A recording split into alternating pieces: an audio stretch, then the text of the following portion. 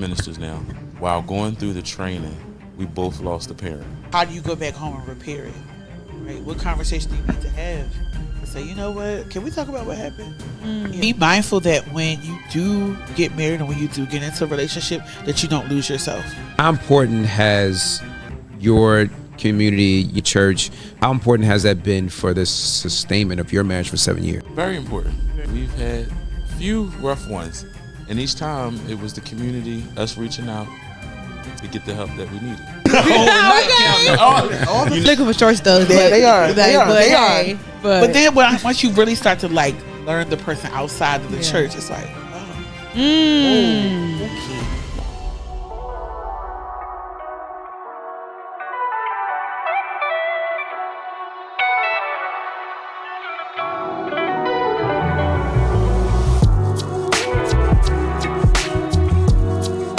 Hey y'all, welcome back to another episode of Montgomery's Meaningful Monogamy. You got it right that time. I know, I had to think about it though. Yeah. If I don't think about it, I'm gonna say something else. Yeah, because the Monday changed, and now we're making it all about monogamy. And we appreciate y'all coming back.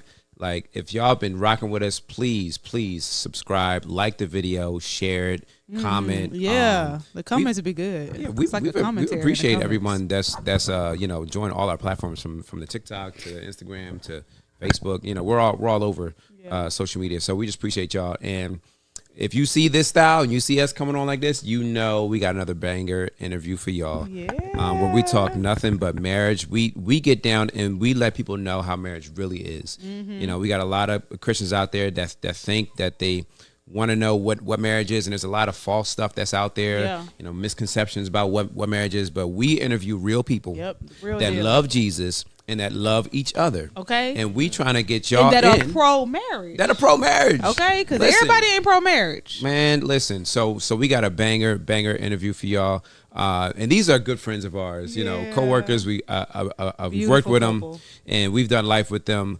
Introducing to y'all. Welcome to Flemmings, y'all. Welcome. We wanted to bring y'all on because you know we love the work that we do, you know, in the schools, but then also love the work that y'all are doing for the kingdom. I mean, ordained ministers somewhere. Listen. Come on now.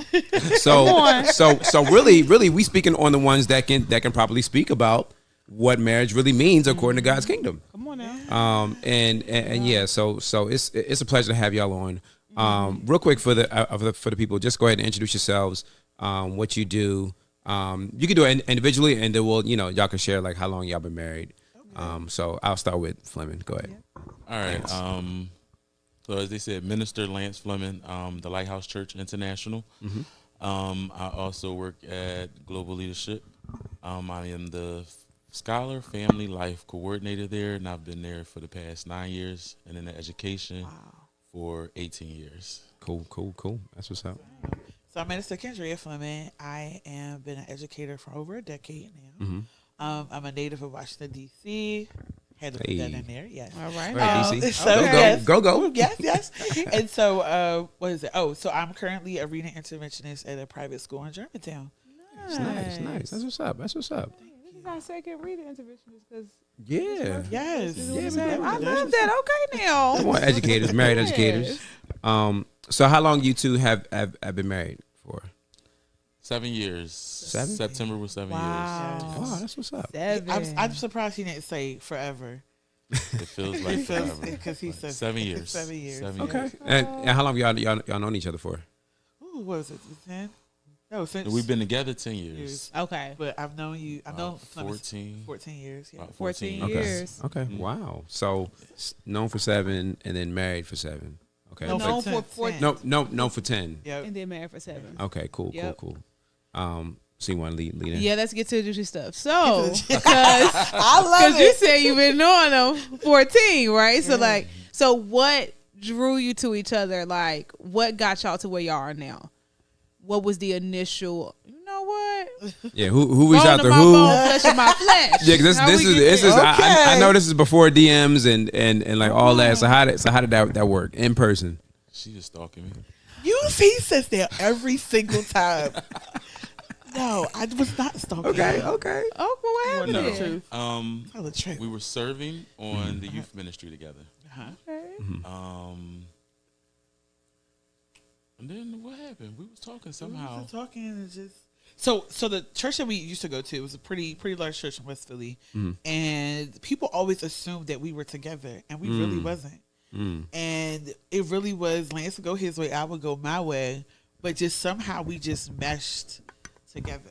Okay. So his godmother, who's been his godmother since he was a teenager, right? Her mother will always do little things, like, you know how older people are. Yeah. You know, she would say little sly stuff. And so I would go over to her, give her a hug. She's like, "Did you see Lance today?" And we do the same thing to him. Right. "Did you see Kendria today?" Yeah. And so we would end up talking and say, "Did Mom Paulette say something to you about?" And it would just, it just continue. I never forget. One day I went up to her, and she said, "I had a dream about you all. You're going to be my granddaughter one day." Whoa. And I'm like, "Huh?" Oh. Right. And so I always say that, like, our marriage was found on a dream, on a gift, on a prophecy. And it just really just flowed. Yeah. At the time, we lived near each other, and I'll never forget, I always tell him this, he used to drive a minivan. He used to drive a minivan. Okay, what kind? What was it? Dodge Caravan. Hey, Yeah. Caravan. Let's go. Yeah. And I'll never forget one night, he drove to where I was. I don't know if he came to bring me something or he was on his way home or whatever. And we literally stood outside and we talked for like 3 hours. And it was like we just kept talking. It was just, we just stood outside and talked. And I was like, I really stand outside with this man talking. Like we didn't have anything to do. Like we wasn't tired. We just talked. Yeah. And we just started just like, I don't know, it was just like this common just. Like we were good. So we was good for a while then. We were good for a while then. Okay, what that mean? Then she couldn't stand me. She hated me. Uh-oh. I'll tell you that she hated me. Uh-oh. And then the Lord, Oh. You see this? she needed help on the ministry she was on. Oh. And he said, "That's the one." And she tried to fight it. Oh my goodness. Of course. And then finally she went to our leader and was like, "I think he would be good to be my assistant department head." Yeah. And so then we both served on the youth audio. Okay. And that was really where I got to see another side. Even though she was over me, she never made me feel less than. Oh. She always listened to me and heard my opinions, came to me, wanted to know my ideas. So that was like, oh, Yeah. Okay. Okay. she the leader, but she still like, Yeah. man. I'm like, okay, I like that. Yeah. Yeah. So let me say. So people are like, you hated him.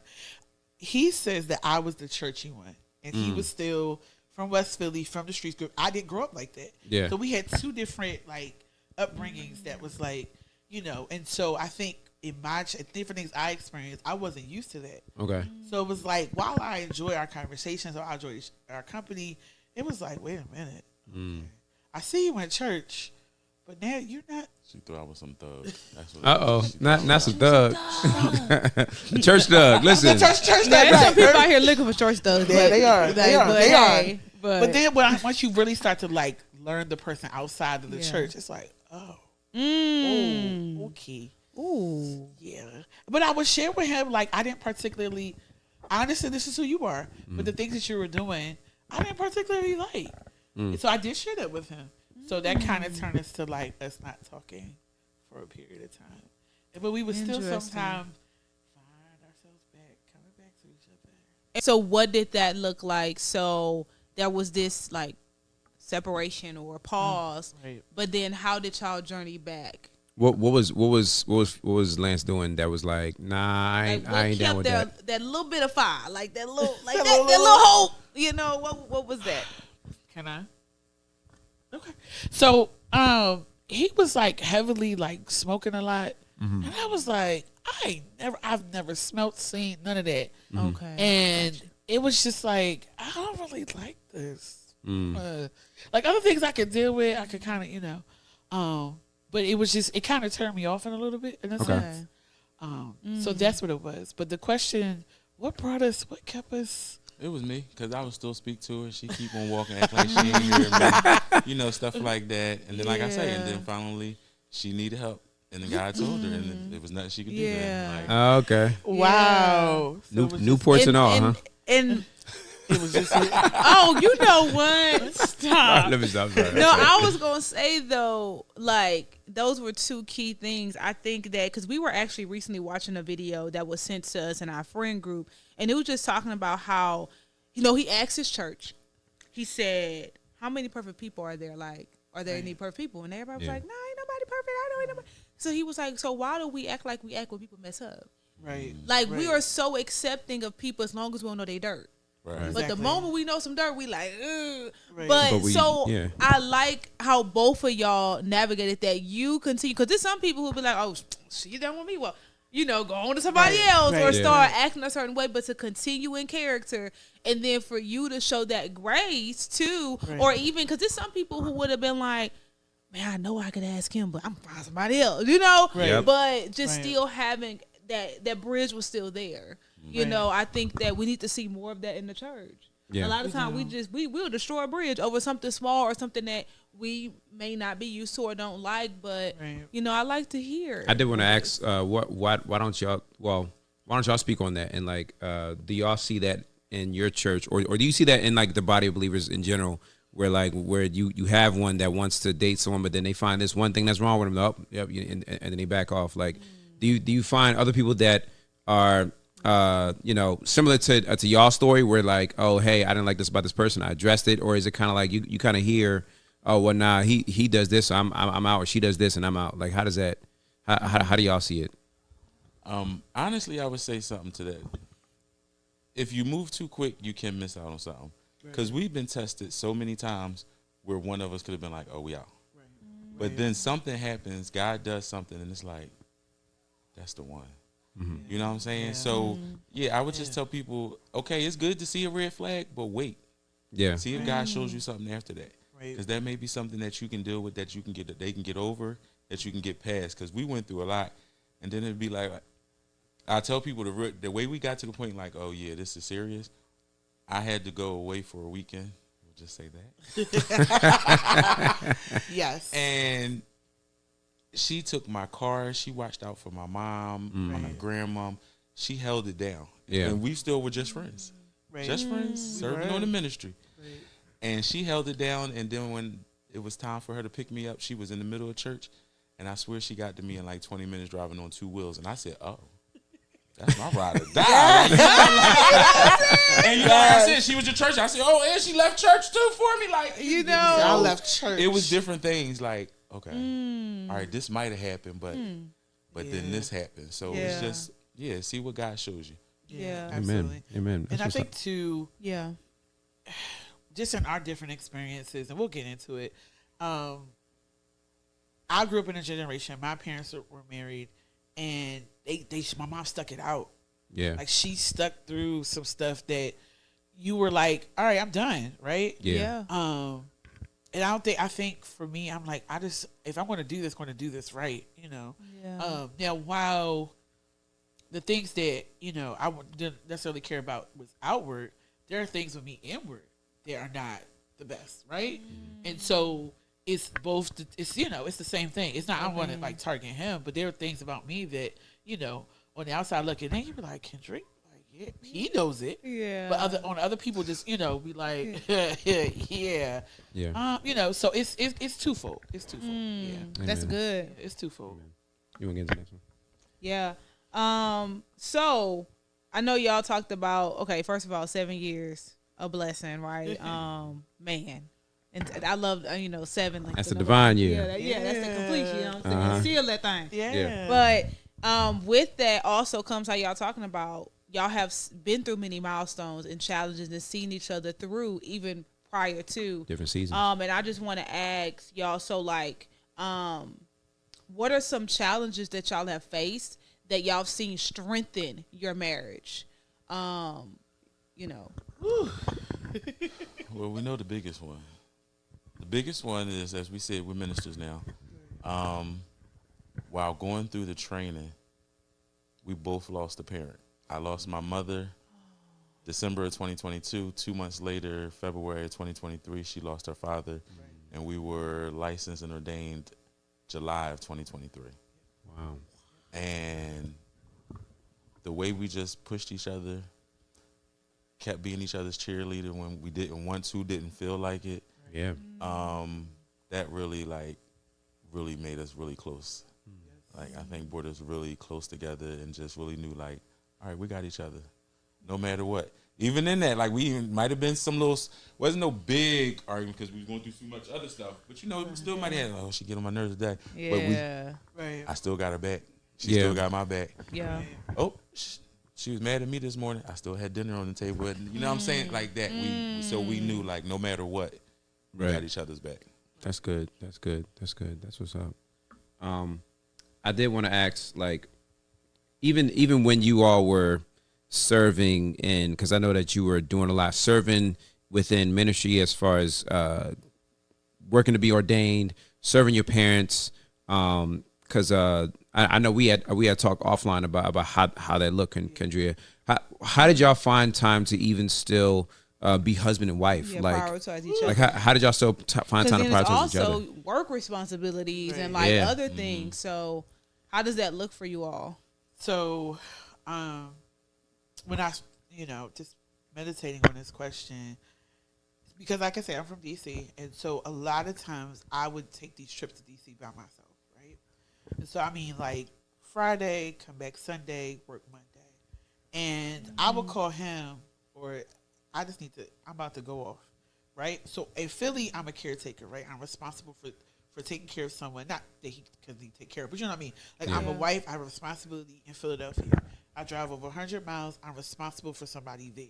So literally there's no break. There's no like, all right, I'm going to go home and sit down on the couch, chill, put my feet up. No. As soon as I hit the door, I'm taking care of somebody. I'm helping somebody. My nephew wants my attention. My sister needs it. And so there were times where, I don't know, I think I would come back home, like if I came back on a Sunday, and he knew, like, all right, yeah, she not going to be good. She not going to be good. And it would just be, I just want to go to sleep. Like, I don't want to cook. I don't want to eat nothing. I just want to rest, right? Or it would be a thing of, babe, I know you had a hard weekend. Let's go out to eat. Or he would do something that, like, we want to watch movies together. Like, we love watching movies, TV shows, and popcorn.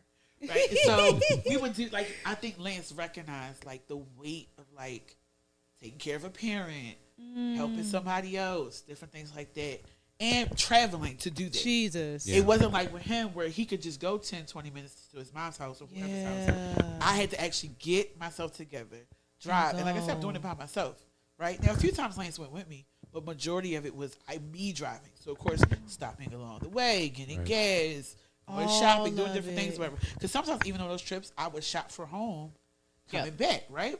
So it's all of those things. And so I think even in that, like, we took time to be like, okay, hold on, press pause, let me see how I can help, or whatever the case may be. Or it'd be a thing of, I know you're tired, meet me at this place. That's like kind of like on the way. So I guess I'm coming into Philly or coming into Pennsylvania, it would be, all right, babe, meet me here. Or one of a place, place that we like to hang out or go to. So I'm like, that kind of helped too, where before I even rushed home to do stuff, it was a moment for me to kind of just like breathe, breathe, woosah. So I think that was part of it. And I was also gonna say, I think one of the things that's really good for us, we love surprising each other. Yes. And trying to outdo it. So by doing those little things, that's where we get little dates. Like I got her, like I'll get her something, and I'm the one. I'll be so mad because y'all women, y'all gotta dress for every occasion. Yes, we do. And I'll be like, I don't want to tell her at all, but you gotta throw it in there somewhere. Yeah. And so it'll be like 2 days before, I'm like, you heard about that concert? I think we should go. And then I'll be messing with her for the next 2 days. She'd be like, are we really going? I'll be like, oh. But she knows she better get ready like it might be. Right. So it's stuff like that. That's how we really get our little dates and our time. And that's good. Like she said, sometimes we be too tired. All right, we're going to watch a movie. Might watch 20 minutes of it. But it's the thing it's the thought. Yeah. You know what I'm saying? So even if we only seen 20 minutes, you thought about it. That's now good. let's get some rest. Yeah, that's good. That's good. I think that's and I think that's crucial too, because at the end of the day, like even with dealing with taking care of parents, you still got to remember that this is a covenant that the Lord made with you two, and that because I remember being like looking at you from afar during that season, Lance, and just like thinking like wow, like the strength that y'all have to go through that, you know, and like we're in the process of going through that now, and just like drawing strength from each other, and like just the other day we was like, you know, I came home, you know, I just had a long practice, you know, it was Friday, we had an incident at the school where like we had to stay a little bit later, and I was like, Bree, get ready, get dressed, we going to the mall. And I mean, we were only there for like what, 20 minutes, 30 minutes at the most because the mall was closing. Grabbed the Cinnabon. Okay. Came back and just chilled out, watched some TV. But like it's little things like that you got to find those ways of escape even in the midst of all the craziness. And it definitely takes intentionality. It's what I see as y'all were talking. It's like us being intentional, right? And even in the midst of these hard challenges, choosing one another.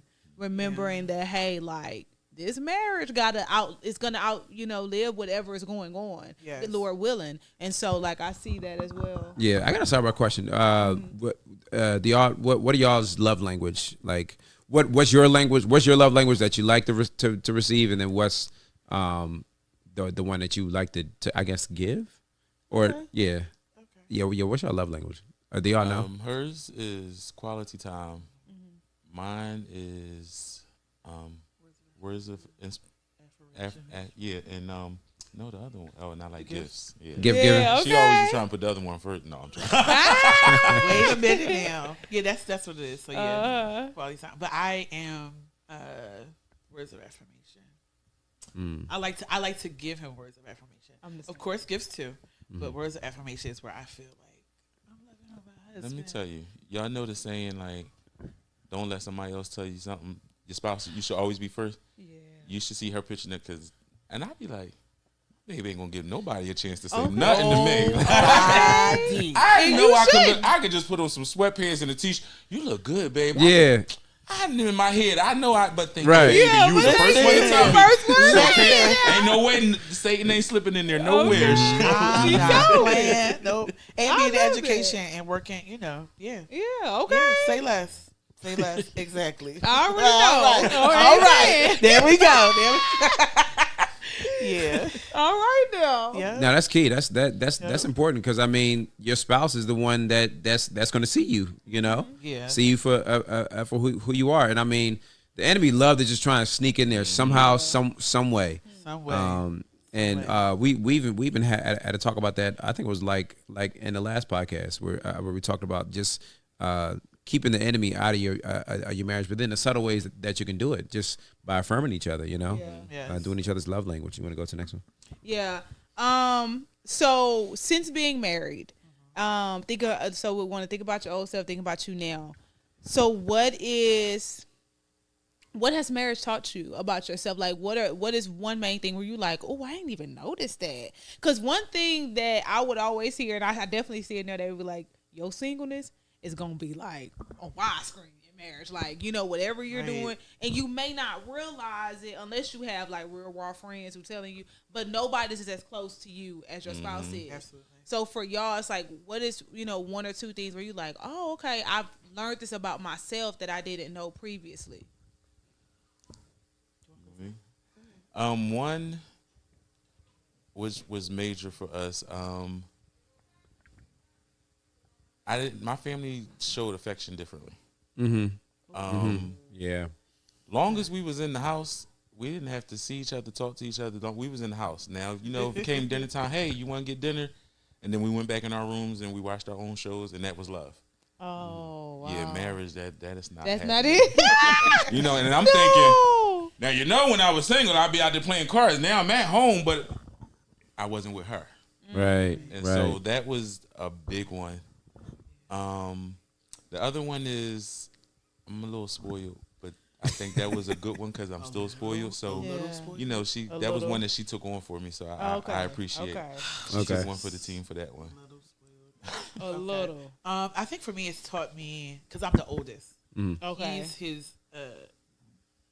He's the youngest. He's the baby. But on his dad's side, he has 5 other siblings. And then so he was spoiled. He's raised my mom and grandma. So that was a different dynamic for me. So for me, I'm used to being in charge. I'm used to being, I'm the oldest. But I had to learn in marriage, like, not with this one.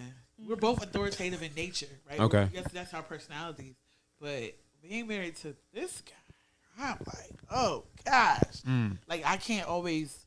Yeah, yes, he does let me get my way sometimes. But there were there were times where it was like, no, Kendria. Same. Ooh. Like, oh man, okay. Child, the Lord has had to help me with that. I said, you told me no? No. Oh, wow. Okay. And not in a way of like, I'm not trying to tell you what to do, but as your husband, I see something differently, or maybe this is not, and we do push each other in all the things, but it was just like, what you mean? No. You know who I am?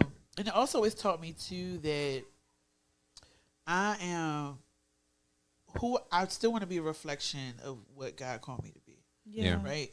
And so just being mindful of how, like, how your family always told you, when you go out this house, you represent me. Sure. So that is something that I think I try to keep in mind a lot, and I had to remember, like, it would be etched in my mind, like, when I go outside, I'm a reflection. Yes, I'm Kendria, but I'm a reflection of my husband as well, or in our marriage. So that's something that marriage has definitely taught me. It's still teaching me, actually. Still teaching me. Okay, so going along this same road, so how old were y'all when y'all got married?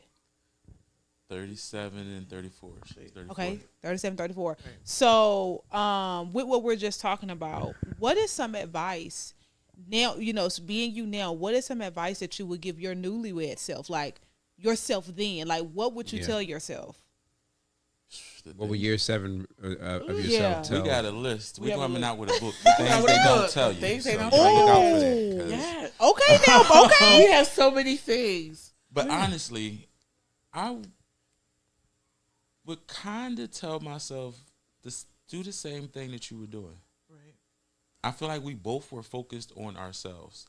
Like I told her before we actually got together, I was like, okay, God, this is why you had me at the church under a pastor who is single, who's living for God, so that I can, because it's over. I done did so much. Okay, I missed my time. Like I was. Oh, you was. And I was raising my godson at this time, so I'm like, okay, I got my child. All right, this is what it is. And then boom, God said, okay. It was like almost like boom. That's what I was waiting for. Like I was waiting for you to get there. Now you're ready to take on a wife. Like that's what it was. So I would tell myself, do the same. Focus on you. I wasn't out there like no more trying to get married. I was like, okay, God, this is what I got to do, and I'm gonna get right with you and what we got in our relationship. And then He's like, okay, here you go. Yeah. Now you can take a wife. Okay. That's the seeking of the heart, because it's with the heart you get the hand. Yeah. Right. Sometimes we looking at the hand. We were talking about that. Yeah. But you sought His heart, and He's like, well, here you go, son.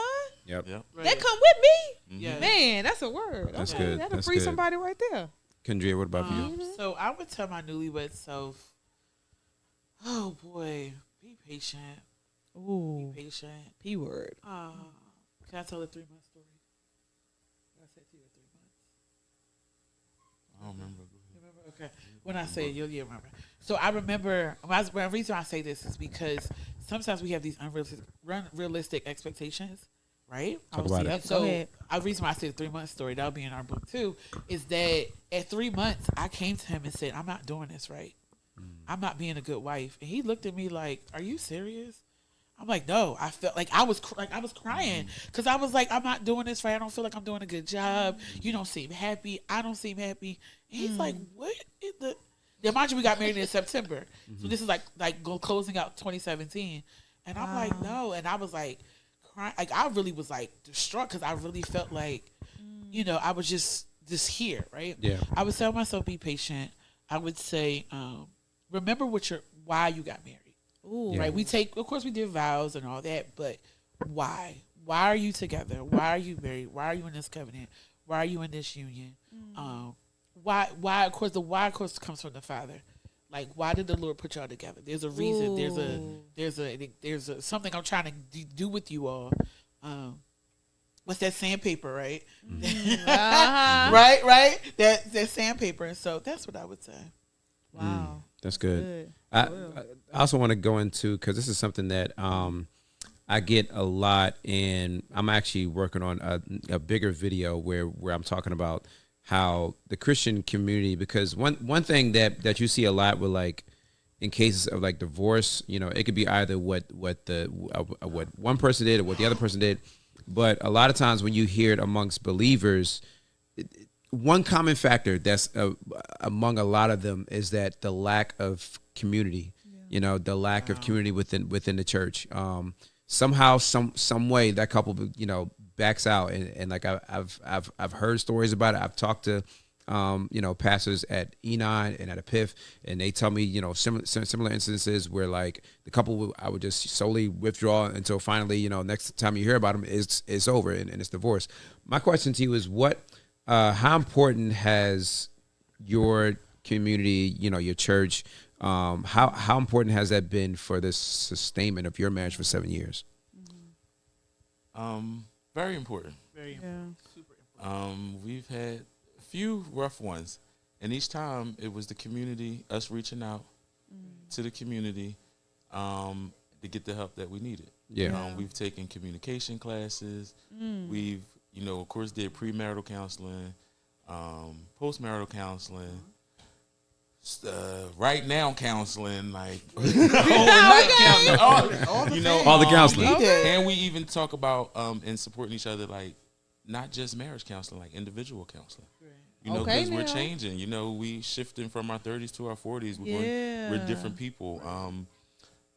So the community definitely helps us, and I believe we have a good circle that we can go to together and apart, and that's the thing. Like, just don't go to your single friends and telling them everything. Do not. Say that again, but I am a person that will say, if you can have some single friends that do, some good ones. Yeah, for sure. But as long as you got a good circle, I think, and that's what helps us. It brings us back. It grounds us. Yeah. We never get too big headed. Like, oh, we don't need nobody telling us nothing, or we know it all, or the humility. Yeah. Come on. And people that been married less than us, people that been married longer than us. Yeah. God sends anybody. Come on now. Absolutely.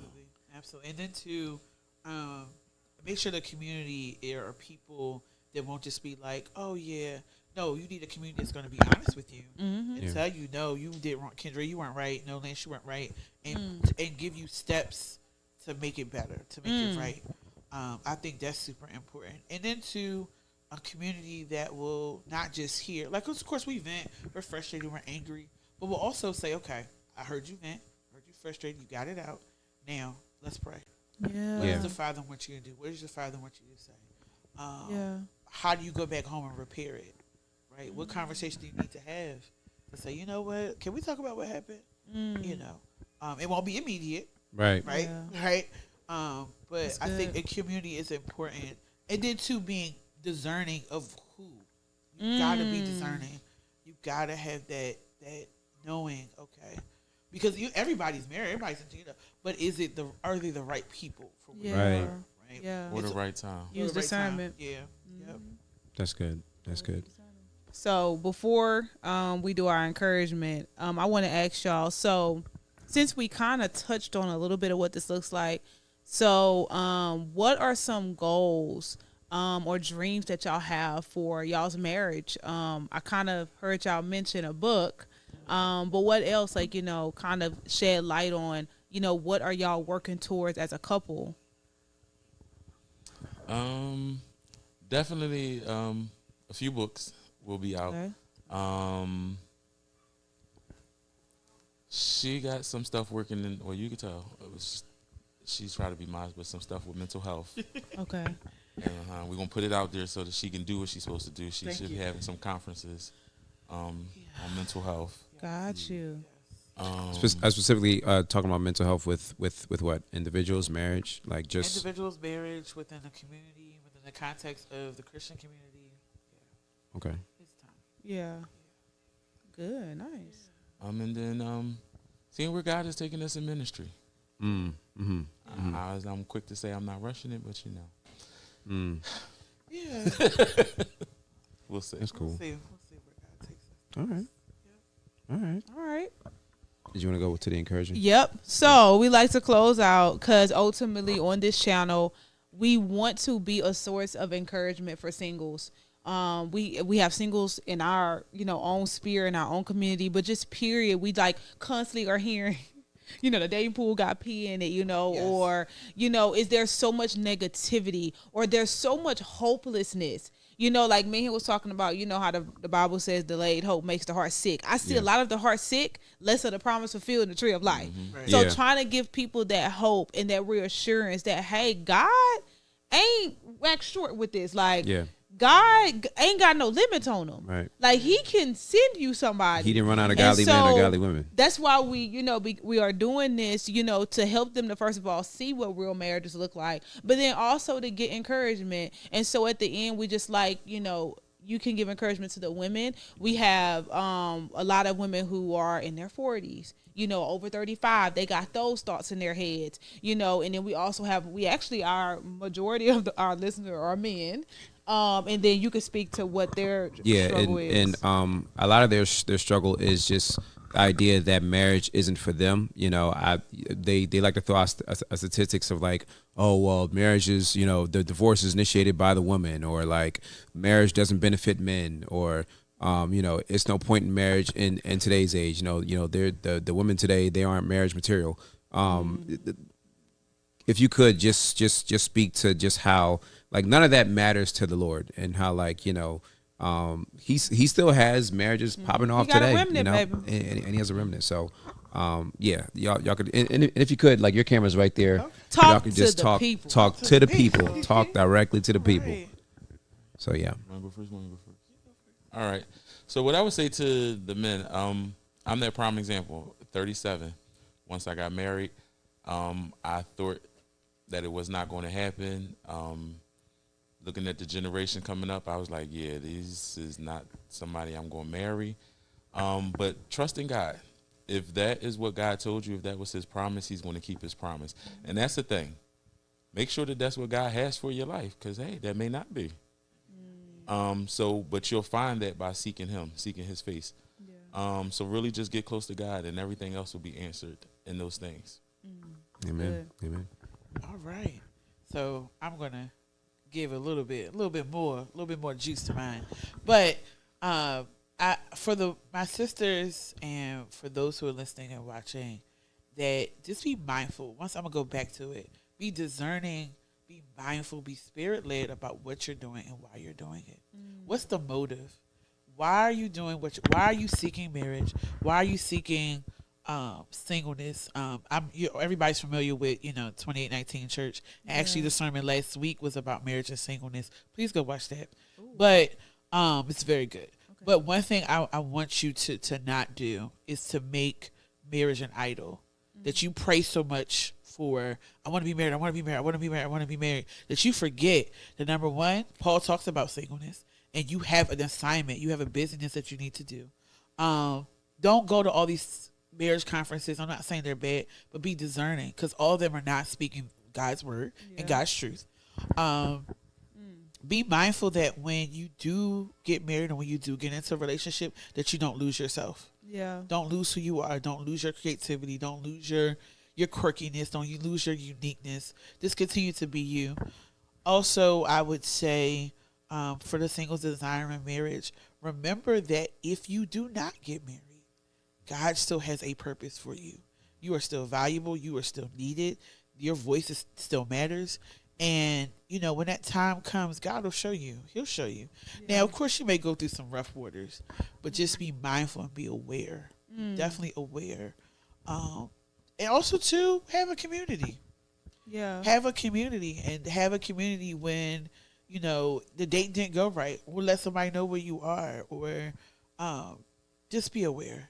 Be aware. Yeah. Don't be so caught up in the, he make me feel good. He texted me this morning.